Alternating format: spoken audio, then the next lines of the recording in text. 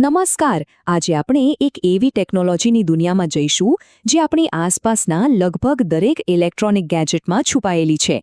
હા, વાત છે માઇક્રોકન્ટ્રોલર્સની. ચાલો એક સવાલથી શરૂઆત કરીએ.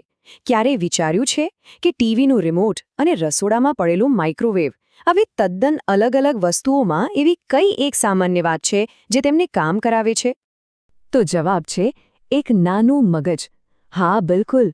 આ બંને ઉપકરણોની અંદર એક નાનકડું પણ બહુ જ શક્તિશાળી મગજ હોય છે, જે તેમને તેમના ચોક્કસ કામ કરવા માટે સતત સૂચનાઓ આપતું રહે છે.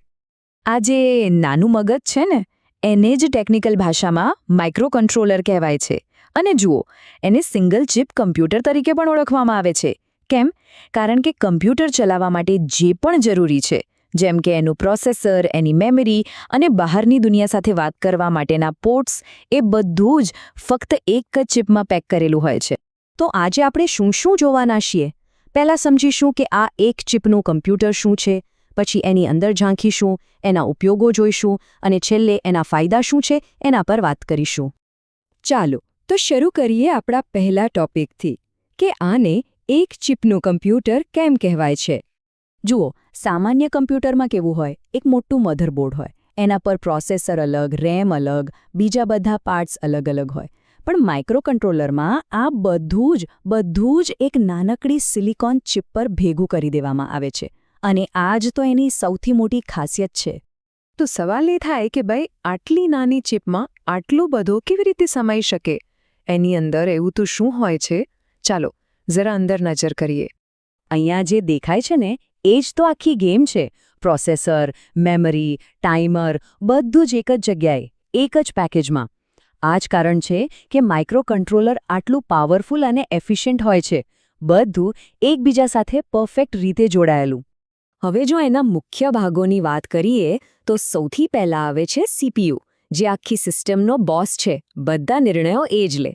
પછી છે મેમરી, એટલે કે રેમ અને રોમ, જ્યાં બધી સૂચનાઓ અને ડેટા સ્ટોર થાય. અને બહારના સેન્સર્સ કે બટન સાથે વાત કરવા માટે હોય છે આઈઓ પોર્ટ્સ.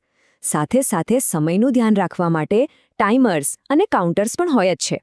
એટલે સાવ સાદી ભાષામાં કહીએ તો સીપીયુ એ આખા તંત્રનું મગજ છે. મેમરી એની યાદશક્તિ છે, જ્યાં બધું લખેલું છે કે શું કરવાનું છે. અને આઈઓ પોર્ટ્સ એ એના હાથ, પગ અને કાન જેવા છે, જેનાથી એ બહારની દુનિયા સાથે કામકાજ કરે છે. બસ આ બધા ભેગા મળીને એક કમ્પ્લીટ સિસ્ટમ બની જાય છે. સારું, તો હવે આપણને ખબર પડી ગઈ કે એની અંદર શું છે. પણ આ નાનકડી ચિપનું અસલી જાદુ તો એનો ઉપયોગમાં છે.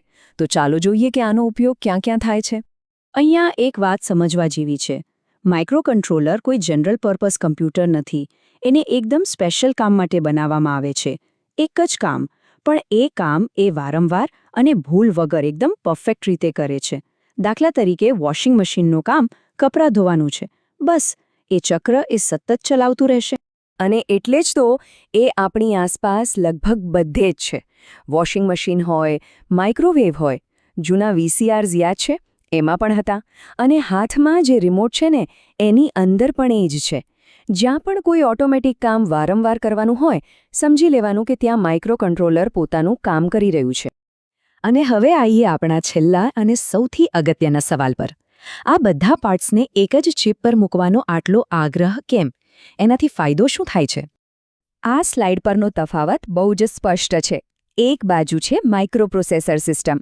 એમાં પ્રોસેસરની સાથે મેમરી અને આઈઓ માટે અલગ-અલગ ચિપ્સ લગાવવી પડે. અને બીજી બાજુ છે આપણું માઇક્રોકન્ટ્રોલર, જેમાં બધું જ ઇનબિલ્ટ છે. એક જ પેકેજમાં બધું તૈયાર.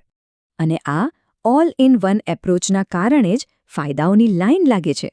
સૌથી પહેલાં તો ખર્ચ ઘટી જાય છે. પછી જગ્યા ઓછી રોકે છે, એટલે સાઇઝ નાની થઈ જાય છે. ઓછા કનેક્શન, એટલે કે સિસ્ટમ વધુ ભરોસાપાત્ર બને છે. અને હા, એનાથી પ્રોડક્ટ બનાવવાનો સમય પણ બચે છે અને રિપેરિંગ પણ સહેલું થઈ જાય છે. તો આખી વાતનો સાર શું છે? સાર એ છે કે એકીકરણમાં જ શક્તિ છે. કમ્પ્યુટરના બધા જ જરૂરી ભાગોને એક જ ચિપ પર લાવી દેવાની આ ક્ષમતા એ જ માઇક્રોકન્ટ્રોલરને આજના આધુનિક ઇલેક્ટ્રોનિક્સનો હીરો બનાવે છે. તો હવે પછી જ્યારે પણ કોઈ સ્માર્ટ ડિવાઇસ જોવામાં આવે, પછી એ સ્માર્ટ વોચ હોય કે સ્માર્ટ ફ્રિજ, તો યાદ રાખજો, એની અંદર એક નાનકડો માઇક્રોકન્ટ્રોલર જ છે, જે એને સ્માર્ટ બનાવે છે. અને આ જ વાત આપણને એક સવાલ પર લાવીને મૂકી દે છે કે ભવિષ્યમાં આપણી આસપાસની એવી કઈ સાવ સામાન્ય વસ્તુ હશે જે માઇક્રોકન્ટ્રોલરના કારણે સ્માર્ટ બનીને આખી દુનિયા બદલી નાખશે.